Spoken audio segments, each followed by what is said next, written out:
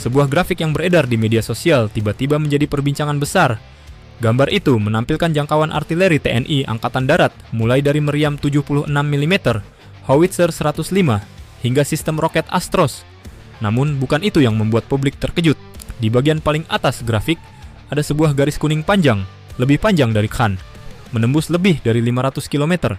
Dan di sampingnya tertulis nama yang selama ini tidak pernah diumumkan oleh Indonesia, ITBM Typhoon.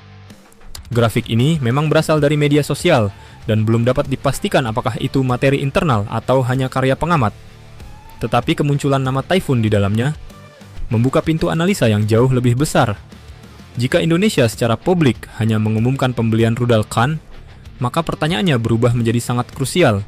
Apakah Indonesia diam-diam juga mengincar atau bahkan sudah memesan rudal balistik Typhoon, senjata paling menakutkan Turki?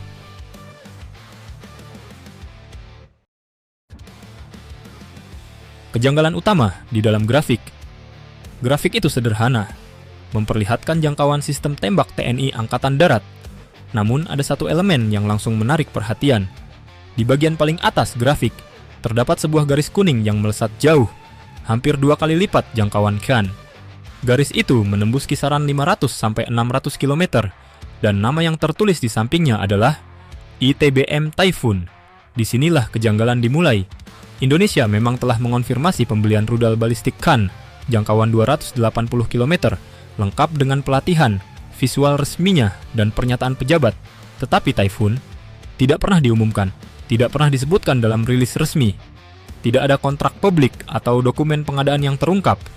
Namun, keberadaan Typhoon dalam grafik tersebut menimbulkan sebuah pertanyaan besar. Apakah ini hanya ilustrasi analisa? Atau cerminan dari kemampuan yang benar-benar sedang dipertimbangkan oleh Indonesia?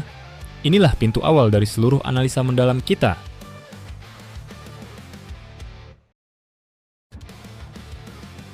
Apa ITBM Typhoon dan mengapa sangat signifikan? Typhoon adalah rudal balistik paling ambisius dan paling jauh jangkauannya dalam sejarah industri pertahanan Turki. Dikembangkan oleh Roketsan, versi awalnya mencapai 560 km, dan versi lanjutan diperkirakan bisa menyentuh 1000 km.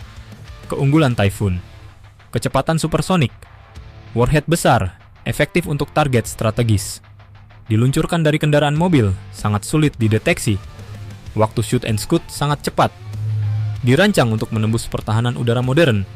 Jika Indonesia memiliki kemampuan ini, efek deterensinya sungguh luar biasa. Dari Kalimantan, Typhoon bisa mengunci Laut Cina Selatan. Dari Sumatera, ia menjangkau titik strategis Semenanjung. Dari Jawa, ia mengcover seluruh ruang udara selatan. Inilah sebabnya kehadiran Typhoon dalam grafik viral itu menjadi topik sensitif dan sangat strategis.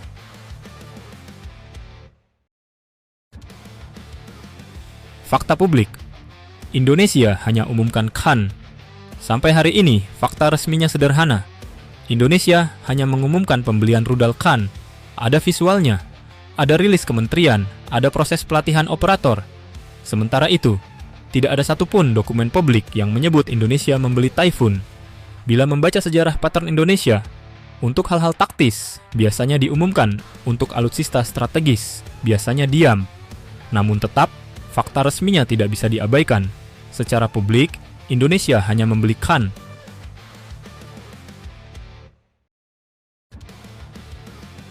Kedekatan Indonesia-Turki dalam dunia pertahanan.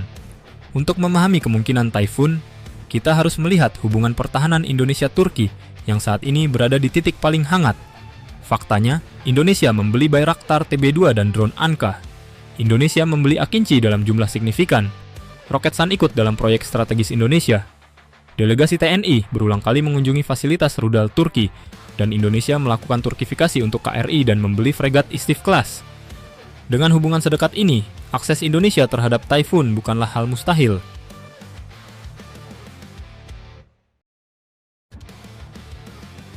Skenario paling logis: Typhoon sebagai opsi masa depan. Jika grafik tersebut memang berasal dari analisa perencanaan, maka skenario paling masuk akal adalah Typhoon menjadi opsi upgrade dari sistem Khan. Alasannya, peluncurkan kompatibel dengan platform generasi Roketsan berikutnya. Banyak negara membeli versi aman sebelum mengambil varian jarak jauh. Typhoon pada dasarnya adalah evolusi dari keluarga Yildirim, Khan. Indonesia sedang menyusun konsep deterrence layer jarak menengah jauh. Artinya, Typhoon mungkin bukan dibeli sekarang, tetapi ada dalam roadmap kemampuan jangka menengah.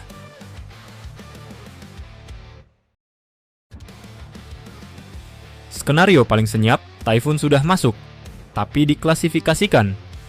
Dunia pertahanan modern punya satu pola yang konsisten. Senjata strategis tidak diumumkan sebelum siap operasional. Indonesia juga punya rekam jejak. Sejumlah radar jarak jauh baru diakui setelah bertahun-tahun aktif. Drone intai tertentu tidak pernah diungkap detailnya. Sistem rudal pertahanan tertentu hanya disebut secara umum.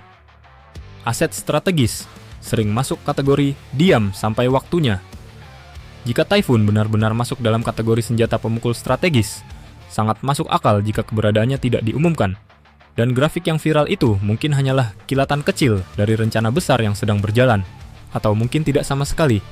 Namun pada titik ini, semua analisa masih berada dalam ranah spekulasi berbasis data.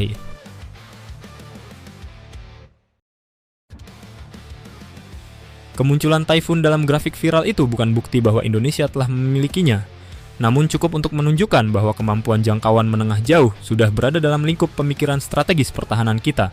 Apakah Indonesia benar-benar akan mengambil Typhoon? Apakah itu hanya opsi di atas meja? Atau justru sudah diamankan secara senyap? Kebenarannya hanya berada di tangan TNI dan Kementerian Pertahanan. Yang jelas, Indonesia sedang bergerak menuju era baru. Era ketika kemampuan serangan jarak jauh bukan lagi mimpi di atas kertas. Dalam dunia pertahanan, senjata paling berbahaya bukanlah yang diumumkan, melainkan yang keberadaannya tidak pernah dibicarakan publik. Terima kasih sudah menonton. Jika ada data atau analisa kami yang keliru, silahkan koreksi di kolom komentar. Sampai jumpa di analisa berikutnya.